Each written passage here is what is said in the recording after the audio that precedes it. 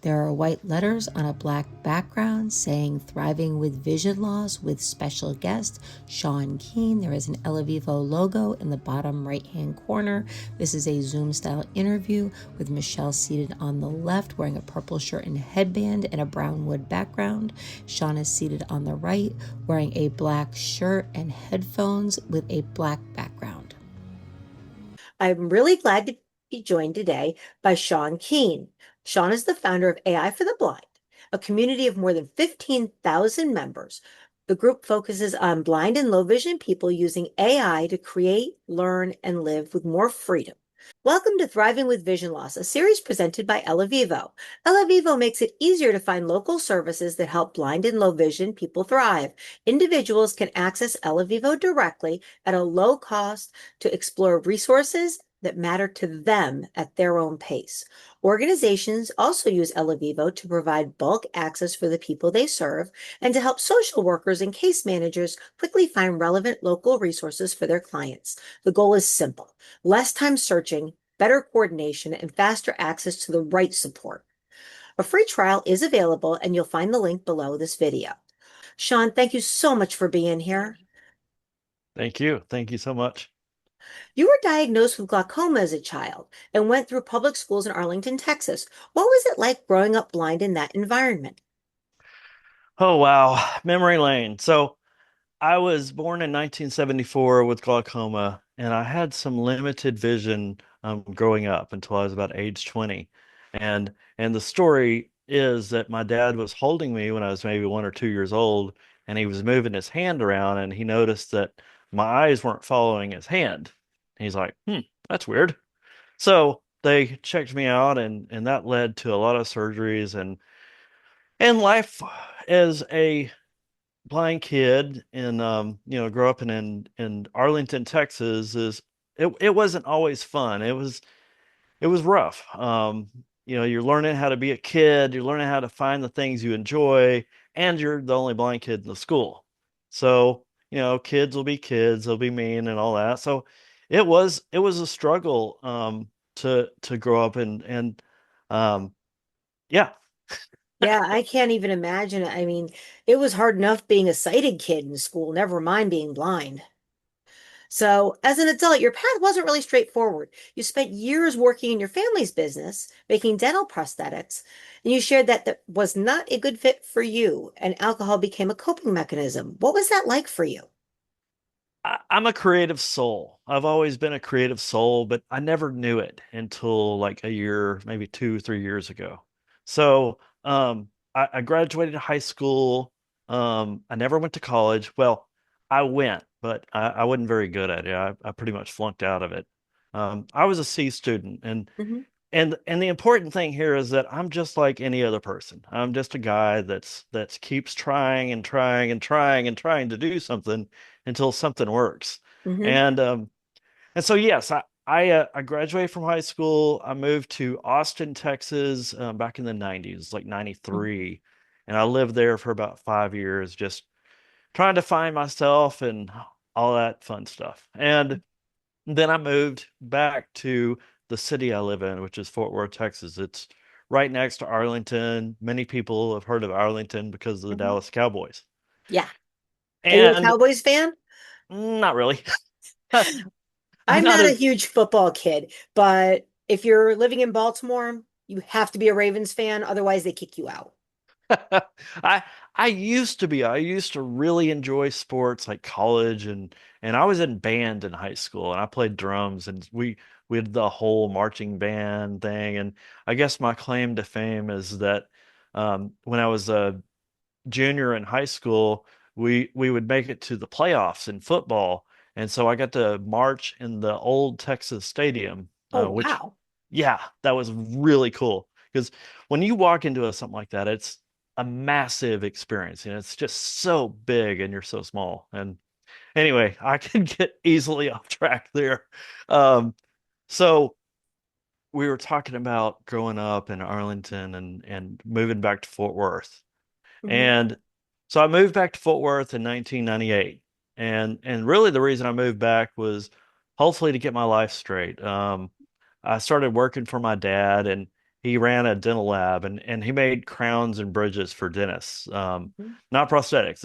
Okay, No got it. problem. No problem. No problem. It was fixed I'm a, restorations I'm like afraid of the crowns. dentist, so I get things like that wrong. Yeah, no, it's fine. No, it's fine.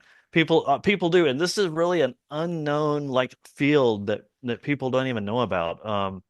My dad he grew up around the dental kind of industry because of his mom. She was a hygienist.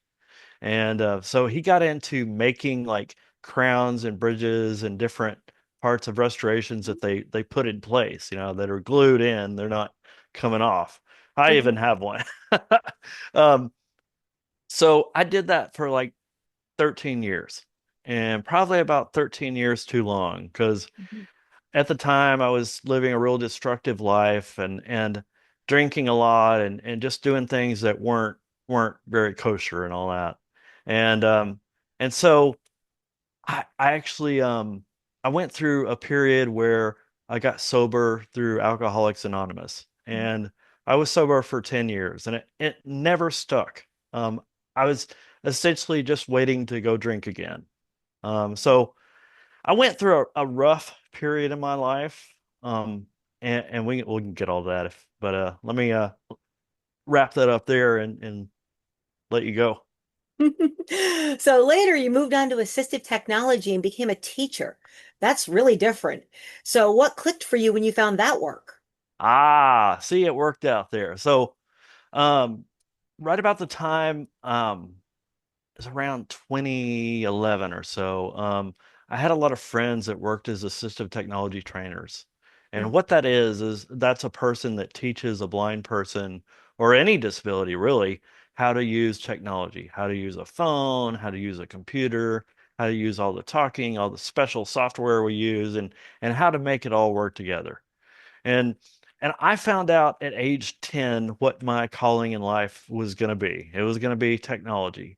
I got introduced to an Apple IIe computer I that remember those. had a talking box on it, and it was just the coolest thing in the world. So when kids were out playing football and stuff, and Sean was on the computer, Mhm. My and husband is that person. He's that kid. yeah, yeah. So, everybody's like, you'd be really good at this training thing. You ought to think about it. And I thought about it for way too long. And then I finally said, okay, I'm going to do it. And I went through the process of getting licensed, and I had my own business. I had a full-time driver. In 2015, the last year I had my independent business doing this training, I did 60,000 miles all over Texas. Wow.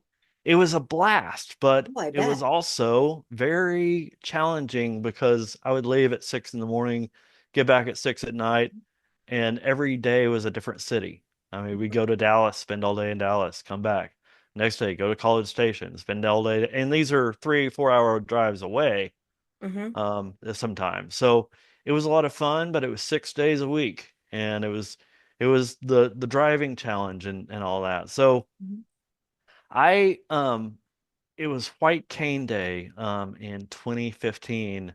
We have an organization here called the Fort Worth Lighthouse for the Blind. Yes. And a friend of mine was working there in the technology training department. And she saw me at White Cane Day and told me, hey, I'm about to move on to a new job. Are you interested in this? I was like, well, tell me about it. She's like, well, it's teaching, it's basically doing everything you've been doing, but it's 4 days a week. It's 4 10 hours a day. And I'm like, that sounds like a Ding, ding, vacation. ding, ding, ding. Winning. Yeah, so I went and spent 6 years there, Hmm. 2015 till about 2021. And it was a really good job. I had a boss named Leslie who was a super Shawn Keen fan. She just encouraged me and really taught me how to have some faith in myself. And I learned a lot from her, but there was still more to learn in this life. Hmm. There always is. Yep, there always is. Always is. So later on, you went to work with the Texas Workforce Commission. What did the Lighthouse for the Blind and the Texas Workforce Commission teach you about those systems that were meant to support blind people? So, it's as I mentioned, I spent 6 years at the lighthouse, and there was a position that came open at TWC, and this part really changed my life. So the job was called an employment assistance specialist, and that's just a fancy title for a guy that helps blind people get the technology they need to go to work. Hmm. And I'd been watching for one of these jobs for a while because it's a state job, and if you work for the state, there's some really good benefits, and it's just it was a little bit of a pay cut, but the I thought that the experience would outweigh all that, and unfortunately, it didn't. Um, but I went and applied for that job and actually interviewed. At the lighthouse. It was one day I had my interview and I just went in my office and did it and got done. And about 2 months later, because when you apply for a job with the state, it takes a long Yeah, time. takes It takes the forever. state a long time to do anything, is what Hmm. I found out. Um, but I went and worked there in April of 2021. And me and my wife moved into a house in August of 2021. And we were all working remote. Hmm. It was the COVID stuff had just finished up, and we're all working remote for the state, really. And then this thing was coming out that, hey, you're gonna have to start coming back in the office. And that was really stressful because the office was in Dallas, and I'm in Fort Worth, and that's like a 2 hour train ride. I mean, it's a real hassle to get over there. Hmm. So happy, moved into a house, everything's going great. And then I find out I'm gonna have to start commuting to Dallas 3 or 4 times a week for Hmm. this job. And I'm getting stressed out because there's busy streets that I haven't crossed in years. And I learned as a person, and I'm just saying this for me, it's not the same for everybody. Um, there's got to be something really amazing on the other side of a super busy street for me to want to cross it. Hmm. It just nah. And Yeah, so, some of my blind friends are say the same thing. It scares them because, I mean, I'm sighted and crossing the street can get pretty scary yeah, from the way people yeah. drive. I mean, everybody's at least trying to do 90 on this street that I'm living right by, and it's just, gosh. Yeah. And so, January of 2022 rolls around. It was actually January 11th, and the day before, I'd gone to a lunch meeting with a couple of coworkers, and I got these chicken strips, and I remember eating the chicken. I remember eating them and thinking, these don't taste right. Uh-oh. And yeah, but I kept eating them because I'm stubborn. And Yeah. uh, the next morning, I woke up and got out of bed and maybe made it to the restroom and then just fell on the floor and started vomiting.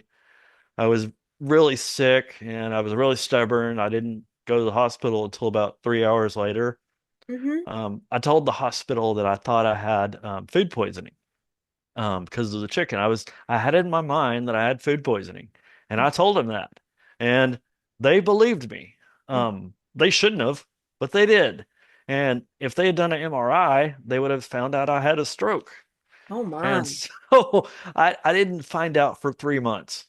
Wow. Um, yeah, it was my wife kind of stepped in and said, "This isn't right." Like I was having really dizzy spells, like vertigo, and there was a it was just rough. And she was like, this can't be just from food poisoning. So I finally went to the doctor and they sent me to all the specialists, and what I learned is that yes, I had a frontal right cortex stroke. um that um there were some challenges that came out of that, and the best thing that came out of it was that I only had to go to Dallas 3 days a week instead of four. So The that was doctor kind of small nice. favors. Yeah, yeah, really. So it got me out of going to Dallas every day. And I didn't at the time I didn't even know what had happened. So I'm continuing to work. I'm continuing to be Sean, which is kind of a computer nerd. Well, okay, not kinda. Um, and just doing a lot of stuff. There was some challenges that my wife was having some medical problems at the time, and it was really difficult. And then this thing called artificial intelligence came out. Are we ready to go there? Oh, go for it. All right. Tell So me all about AI because I want to learn some more because I'm not very good at it. okay, so I used to type like 80 words a minute on the keyboard on the computer. And when I had a stroke, I could really only type with my right hand. My left hand was so weak that I would like put it on the keyboard and I could maybe hit the D. Every time I hit the D, I'd use my left hand. Mhm, But mostly I'm moving my right hand around and compensating for it mhm, constantly. And then this thing called artificial intelligence came out. And um, the basic level of AI is that it's just a really, really smart computer. But it's still a computer. It's not a robot. It's not an alien. It's not anything magic. It's just statistics and probabilities and all that. And what I learned is that I could start writing with it. So I could write how I normally did. And instead of spending hours editing and cleaning up all my mistakes, I could run it through AI and it would just clean it up and spit it back out just like I wrote it. wow, Um, yeah, that's no, really helpful. yeah. I mean, this is magic to me. I'm like, oh man, I can still do what I enjoy. This is great. Um, I'm the queen of the typo, so me too. Me too. it's a mess. And with AI, you could write a whole paragraph with no spaces whatsoever, and it would still know what you're saying. I've done it before. That's Um, useful. yeah, if people saw my writing before it goes through AI, you'd be like, how? Hey, Um, whatever works. yeah, Whatever yeah. So works. So tell us about AI for the blind. It seems like it's not just a Facebook group, but it's actually a positive place on in Facebook, which is a really rare occurrence. yes, yes. So I went through learning how to use AI, and the first thing I really messed around with was text and learning how to perfect text. And not only can you help you write, but you can use it to translate. So I'm working for the state still, and there was a lady in my office that spoke Spanish, and she was from somewhere, I forget where, and Spanish was her primary language, and English was secondary. And she was a really smart lady. She was a counselor and did her job really well. But there was still a little bit of the language barrier. And so what I used AI for is I would write my reports and all the stuff she needed, and then I'd run it through AI and translate it to Spanish and Mhm, send it to her. mhm, Because if she got behind, then I was gonna get behind. So mhm. it's all that. Yep. And and so after I graduated from messing with text, I got into making images. And I would make images every day. And I have no idea why a totally blind guy wants to make pictures. That's just crazy talk right there. But Mm, not um really. It's does it please you? it does. It And that's does. what's important. Yeah, and that's what I learned. I learned so much through all of this. I keep telling everybody that I got smarter after having a stroke. And that's actually a thing. It's called brain plasticity or something like that. Mhm. That's been an AI conversation I've had quite a bit is Hmm. about how all that works. And and so I got into images, and there was an app that came out for us blind folks right about that time. It's an app that actually came out in 2015 called Be My Eyes, and they just added a new tool to it called Be My AI. Oh, wow. And Be My AI is a tool within the Be My Eyes app that is all AI controlled and run. And you can make a picture, take a picture, do anything, have any kind of visual content, except for video. They're going to add that soon. But right now it's just for images. Mhm. And it will describe the image to you Oh, neat. That's using really AI. helpful. Yeah, yeah. That would be So very helpful. So I'm making images with AI, and this is something it's at the time it sounded such a foreign concept to me, but it's just called AI to image prompting or Okay. text to image prompting. And so all you're really doing is describing what you want to see. Um, and so if you say I want a picture of a dog, you'll get a picture of a dog. Now it might be a Labrador, it might be a Shih Tzu, it might be any kind of dog. Um, but if you say, I want a picture of a Labrador dog with a golden collar, it'll make it. So the more detailed you are, the better your pictures get. Mhm. And Be My Eyes was around, so I could make my AI images with Chat GPT and then share them to Be My Eyes to have it describe them. Oh, cool. That's Yeah, really it useful. was so fun. It was so it's funny because I don't really do it that much anymore, except for the background that's on the screen today. Mhm. I made that using AI. The t-shirt I'm wearing is it's all black. It's Mhm. got kind of a starburst thing on it, and it says AI for the blind. Oh, Um, cool.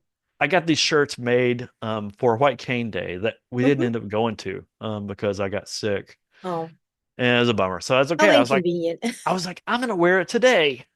I'm Good. gonna finally get to show it off on Yay. eleVIVO. Yay. So So when we talked first, you said something really powerful that kind of stuck with me. You mhm. said this isn't tech for the blind, it's tech used by the blind. What's the difference and why does it matter? Well, okay. So let me go through the ad for the blind sec, and I'll get there. Hmm. The the group is it's the AI for the Blind Club, and the nonprofit we run is called AI for the Blind. Hmm. Me and my wife and my best friend, a guy named Bobby Lakey, who's a really good friend of mine, we run this nonprofit, and it was just the group, the AI for the Blind group. It wasn't even called that in the beginning. It was something else. I just made it so I could have some place to post my AI pictures I was Hmm. making and post the silly stories and just all the, it started with like three people. I started a podcast at the time, and that's it's still around, but it's called the AI for the Blind Club podcast. But Oh, um, cool. I'll have to look yeah, that up. yeah, and but really, it was kind of like seeking, like self-seeking, and trying to figure out like what I could do now. Like, I was so into ideas and coming up with.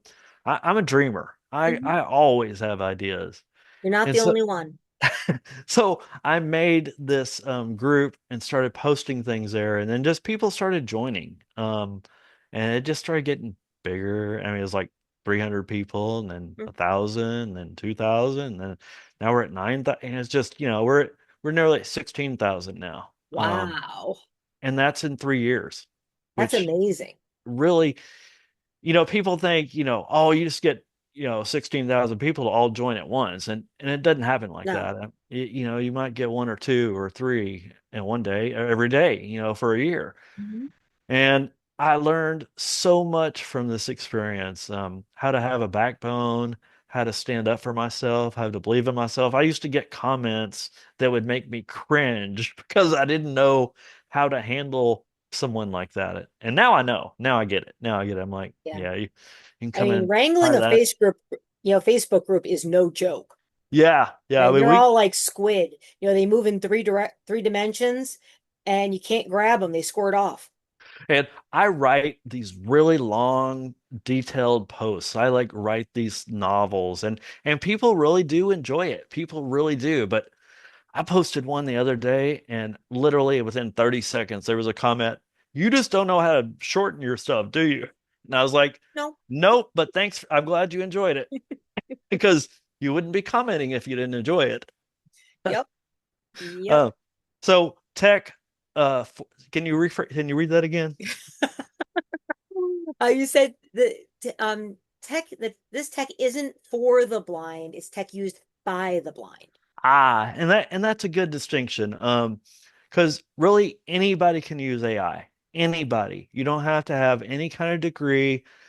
This is a technology that you can talk to however you talk to. I mean, my buddy Jason Barber is a blind farmer. He's got a 100-acre cattle ranch in Tennessee, and he's as country as he can all get. And boy, he uses AI every day, and he's great at it.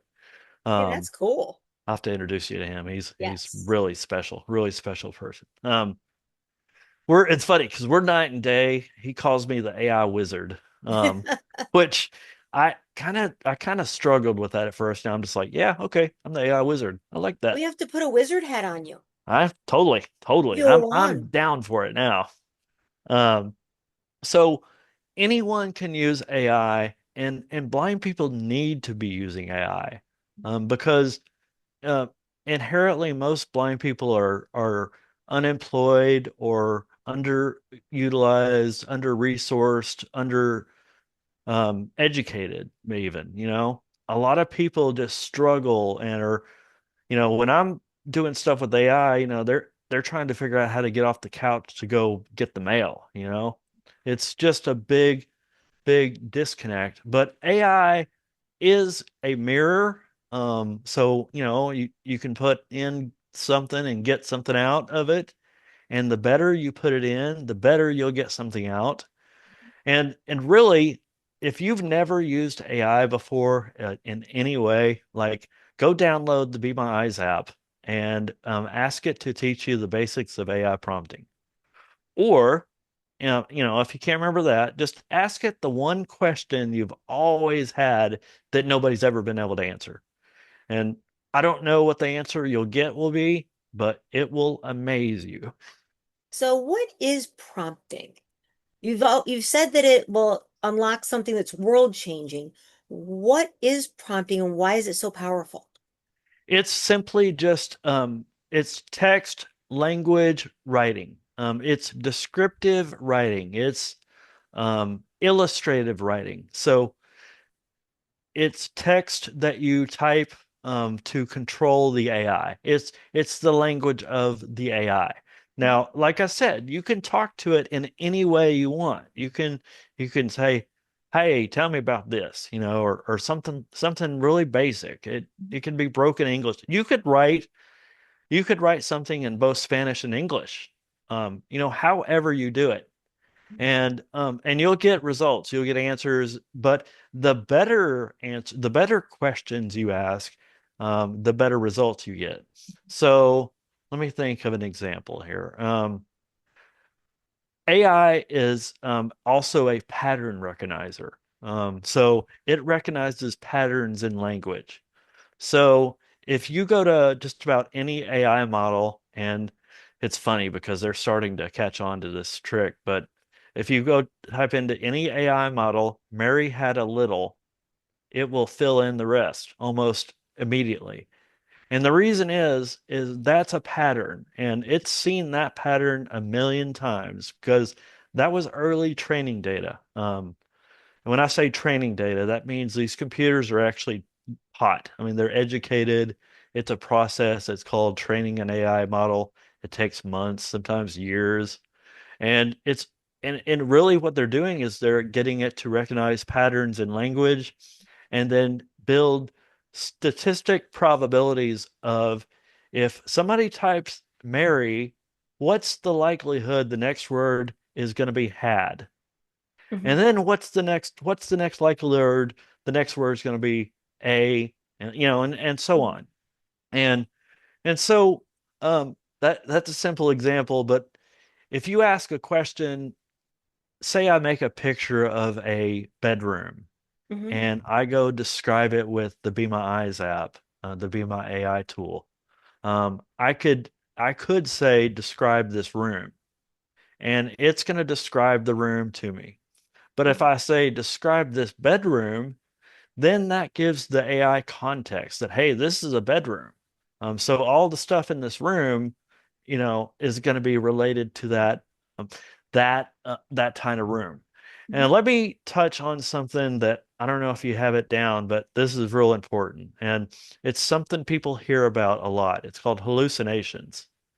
And what that is. So AI isn't perfect, and like I said, it does make mistakes. So Mhm. if you if if it ever tells you to jump off a bridge or something, just Don't don't listen. do it. Don't listen. Don't do that. No.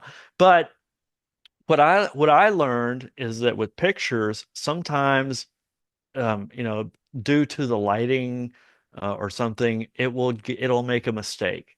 And so the best example I always use is in my old house. I was outside and I took a picture of the garage. and the garage was separate from the house, and it was the middle of the day, it was sunny and all that. And the picture, when it was being described back to me, it said, there's a stairwell leading up to a doorway. And I thought, huh, how did it get that? And so I started asking questions like, about the picture and all that kind of stuff. And what I came to conclude is that the sun was hitting the wood siding on the side of the garage, and somehow that looked like steps. And the doorway was a window. Wow. So it's hallucinations. If you get one, it doesn't mean there's something wrong with your computer or phone or anything. Just ask again, start over, and hopefully the next time it'll get it right. Yeah. I had a interaction with AI last week, and I was using bad words by the end of it. It's like, I'm going to throw this computer out the window. And it laughed at me. Well, yeah, I mean it will. It's got a personality and it learns your personality too. And especially if you get the plus plan on ChatGPT, it's $20 a month and it is so worth it because it has a memory. It'll actually remember things about you that you tell it. Um, but you asked me earlier something that my stroke brain misplaced, and this is important as well. And it was about the AI for the Blind Club being a positive space. Mhm. And that foremost is what it is. It's a very positive space to learn about AI. I encourage that because there's plenty of places on the internet. There's plenty of places on social media that people can, trash on AI and stuff. But this isn't one of them. Mhm. This is a Well, people place can where be people can ask, mean. oh man, yeah. But this is a place where you can ask questions. Nobody's going to make fun of you. It's a private group, which means what you write in there is not seen outside in the public. So nobody sees the questions people ask. And I found that this private club that it was public before. I just made it private in October. Mhm. Um, and it's been a great decision because now people are getting involved and asking questions and feeling comfortable enough to do that. Because if you're in a public group, anybody in the world can see what you write in a public group, but not in a private group. And that's we're always gonna promote that because that's just important. And It that makes helps with the people, bot problem too. yeah, Because yeah, it bots are really the most does. annoying things in the world. Yeah, so the funny thing is that we were at about 15,400 people when I went private. No, no, take that back. We were at 15,115. It was right around there. Hmm. And so I thought as soon as I made it private, it was going to really slow down people joining, and it really hasn't. Well, that's good. It, we still get about 30 or 40 people a week. Hmm. And hopefully this will get even more people in there. I mean, I, Hmm. I want to have 30,000 people in there. That'd be That great. works for me. Yeah. That works for me. I've joined, and Yay. I jump in and look around, and I've actually learned a lot. I'm glad. And that's really the point is that anybody can learn how to do this. Just because we're helping blind people learn how to use it doesn't mean anybody with a brain and some eyeballs can't go, well, I can do this too. Hmm. Yeah, it's kind of the great leveler, isn't it? Yes. So you've said that faith and gratitude are really central to your story. How did faith and Mindy and creativity help you to rebuild your confidence after your stroke? Um, it was a process. I like I said, we were going through a lot of challenges in our life at this time. And my wife has basically 30% lung function because of a house we used to live in. Ooh, And mold. well, I don't know. We never got it tested, so I don't officially Mm. know what happened to it. But we got a test result back from her, and it was so bad that we're like, oh, we got to move. And so this may sound really crazy, but um, we were trying to sell this house, and it wasn't selling. Nobody was buying. Nobody was coming to look at it. And we were kind of at our wits' end. We were like, okay, this is just gonna not go well and we're gonna lose it, and it'll probably be on our credit or whatever. And so something happened that I don't want to go into all the details, but Mhm. there was a contract on the house and it was about to sell, and something came up and it just wasn't going to sell. It wasn't going to happen. Mhm. And I was like, okay, that's just how it goes, you know? And and then um we'll just say the people came in and bought it anyway. Oh, And that's good. and I remember texting my best friend about this. And I told him what happened, and he said, "How much proof do you need that Jesus loves you?" Hmm. And that was probably the most, sorry, um, never cried on camera before, and I'm trying to avoid it today. And that was really powerful to me. I ever since that day, there's no doubt in my mind, there's a power that controls everything, and I call it God. And as I mentioned, God and Jesus and the Holy Spirit, that's very important. That's become very important to me. It doesn't mean I'm perfect. It doesn't mean I don't make mistakes or I'm flawed. I'm like anybody else. I don't have everything figured out. But I kind of do because I found out that this works really well, and I look at everything as a blessing in my life now, and that wasn't always the case. I used to look at a beer can as a blessing, and now um, I live a positive, sober life. I do have a beer occasionally with friends, Mhm. and that was an area of my life I was never able to control. And so this stroke, God left me here for a reason. I don't know if it was to teach people how to use AI or minister to people. I don't have any idea what it is yet. I We was all have thinking, our place and we yeah, all have something to do. We all got yeah, a job to do. yeah. And I was thinking this morning, I was like, I don't know what's going to happen, but I like the direction it's going. Exactly, exactly. So I got to ask you my favorite question. So what makes your heart sing? What brings you joy in your life? Oh, wow, this is great.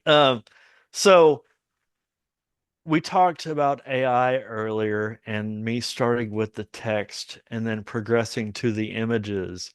And there's another joy that totally, um, this is why I don't make pictures anymore, because, this just beats all. It's an app anyone can download. Maybe we'll drop my profile link in Hmm. here, but Yep. it's called Suno, Sunoai, and it's an app anybody can get. You can actually make a song with text. So Really? I said earlier how you could make a picture from text. This Hmm. is the same concept, except you're making music. Oh, cool. Yeah, I'm a music lover, but I have no musical talent at doesn't all. matter. I Doesn't matter. appreciate music. I love music. Music is the sound, I have a soundtrack to my life, Yeah. but I have Well, no talent to play instruments and I can't carry a tune in a you bucket. don't have to. You don't have to have any of that. In fact, it's better if you don't. And, this works a lot better if you're not a musician. I've had a lot of musicians get really angry at me for saying that, but it's so true because you know what good music is. Mhm. And you said you have a soundtrack in your head, which Yep. you could make that. You could make that soundtrack. I do it all the time. I Um, have a band that actually has created it, and awesome. their name is Classless Act, and they are the soundtrack to my life. Before them, it was my dad's favorite band, the Rolling Stones. But then it Well, became Classless. Well, I got into making AI music about a year ago, and I make it for me. I Mhm. have the most fun making it for me ever. Um, I can take a negative feeling and turn it into something else, with a song, and it's a song that I can make with AI in about 45 seconds. Wow. Yeah. But in saying that, some of the music, I've made about 1,600 songs in the past year. Some of those songs people like. Hmm. People really enjoy hearing. I have nearly 600 followers on Suno that, Oh, wow. Yeah, Great. and I have a Well, we'll drop YouTube. one of those links in the description also. Yeah, yeah, and then on YouTube I have about 2,200, yeah, 2,200 followers on YouTube. Oh, that's great. Blind guy from Texas Records. It's a joke. It's a joke, Hey, but that's cool. the music is fun and people seem to enjoy it. And it's funny because I'll upload a song and it might get 10 views. I'm like, Hmm. wow, that didn't go too well. And then I'll upload another one that I think's going to do terrible and they get 600 views. Hmm. And I'm just YouTube like, makes no rhyme nor reason. It yeah, it makes very little sense to me. But we're this, trying. oh yeah. And this is so much fun. And that anybody can, it's a great mental health fix. Hmm. If you're feeling down, and some days I am, some days I'm like, ah, man. And then I think I'm gonna change how I feel.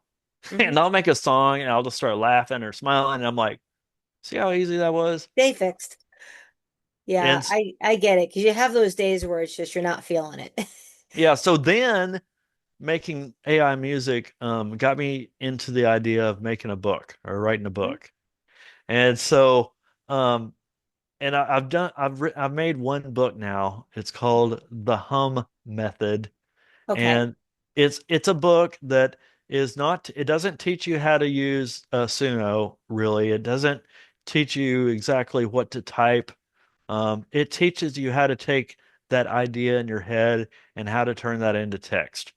So you can go to a mute because there's well not hundreds, probably 20 or 30 different AI music apps out there you Mhm. can get.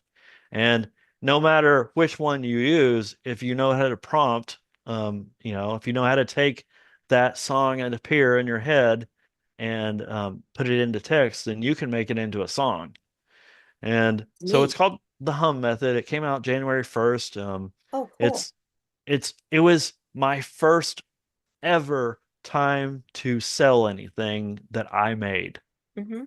That's powerful. It is. It's so hard because I even told one of my followers, I was like, I've thought about putting a book on doing this and that, and I was like, but nobody'd buy it. And he's like, you don't know that. Mhm. And so I just said, well, that's true. And I was like, I'm just gonna do it. And it's like the music. Mhm. I release my music. You can look up Shawn Keen on Spotify, and there's about 10 songs out there. And I will Um, put that link in the description also. okay. Okay. And before and these are also on the YouTube channel as well. Hmm. So there was a band I made up before that called Velvet Circuit, Hmm. and it was my alter ego. It was where I learned all the mistakes I made in making music. Hmm. And um and so the whole thing about this music is it doesn't matter if I never make a cent from it. Hmm. It's such a joy for me. It's so much fun. Hmm. And it's the same thing with book or anything you do. Once you find something that really gives you true joy, it Hmm. doesn't matter if you make a penny from it or $1 million. Yeah. It doesn't matter. Yeah, that joy is worth more than any money there is out there. Yeah, I don't know if you had this down, but in 2024, and I used AI to help me get a job and get away from the state. Oh, Um, wow.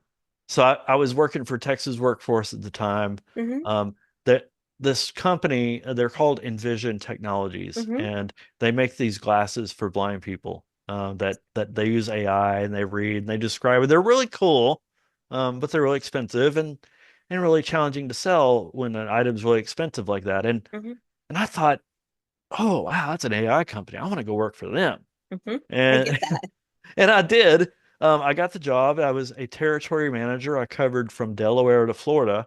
I Hmm. covered 17 states, and I was terrible at it. I was awful at it because I'm not a salesman. I would, that job was about moving products, moving products, not, not what I enjoy, which is teaching people and Yeah. inspiring people and It's all just not that. your jam. Oh man. And I woke up in November of 2024. Um, and I thought, I gotta quit this job or it's gonna kill me. Mhm. And Yeah. I worked as January, a telemarketer coming out of college, and that did not last long. I was like, nope, I can't do yeah, this job. I just can't do it. yeah. And then January rolled around, and I woke up one day and told my wife, I was like, I think I'm gonna quit today. And she's like, good, go for it. I'm like, really? She's like, yeah.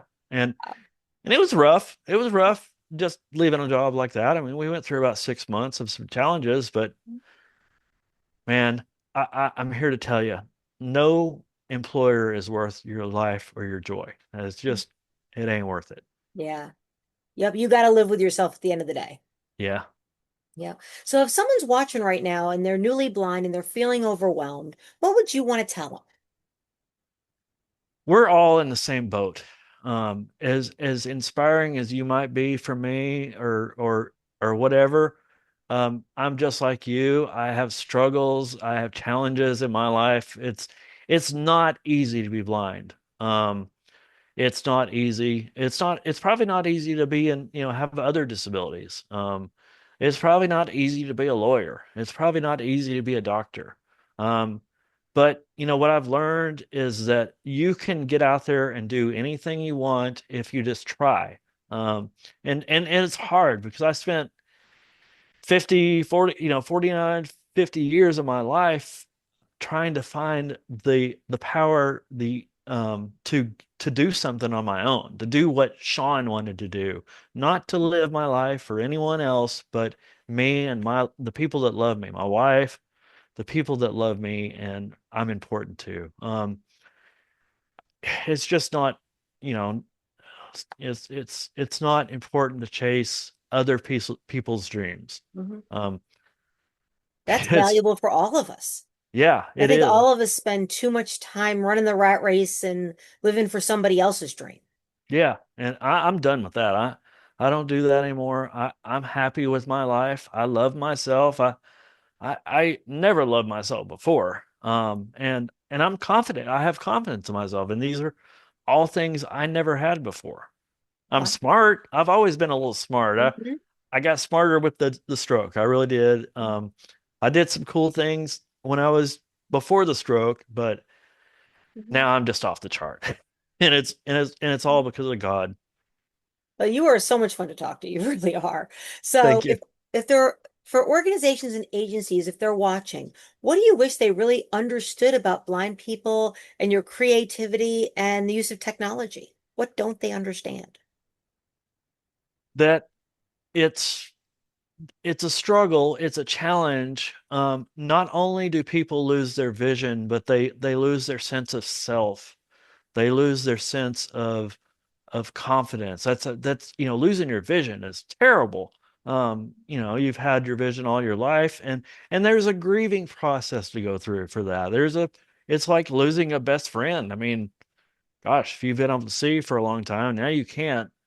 Mhm. There's a process there to go through all that, and it is different for everybody. But we're all human, we're all people, we all do things differently. And it I hope people will have more compassion, when they work with blind people, and I believe in blind people. I've always believed in blind people, and I want blind people to have all the joys that I have in my life. That's what I want people to have. And I don't care who you are. I don't care if you like me or not. I feel you. I feel you. I figure 10% of the population is going to hate my guts, and that's just the way it is. I'm not everybody's cup of tea, and that's okay. There's somebody Some out there for them. Sometimes you can get caught up in that, and then it's just like, oh, I'm a failure. I'm never going to be anything else. And that ain't true. That is not true at all. No, it never is. So, Sean, thank you so much for sharing your story and your perspectives. Where so I'm going to put a bunch of links in the description so everybody go down to the links and you'll learn a lot more about Sean and the AI for the blind and the music and all the cool stuff that Sean does. And thanks to everyone for watching this episode of Thriving with Low Vision. If this conversation sounded really cool to you, please like, subscribe, and let us know what stood out to you. What's important to you? You'll find the links below to eleVIVO's free 6-month trial. And remember, vision loss doesn't mean the loss of creativity. It doesn't mean the loss of contribution. And it doesn't mean the loss of possibilities. Until next time, keep thriving and have the best day ever. Yes. Ta-da! Thanks for tuning in to our series, Thriving with Vision Loss.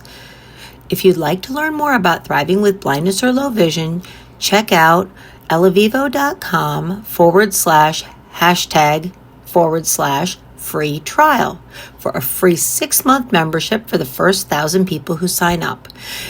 If you'd like to be featured in an upcoming episode in our Thriving with Vision Loss series, email Michelle B at elevivo.com. That is MICHELLEB at ELEVIVO.com. The white letters on the black background fade as Circles by Classless Act plays.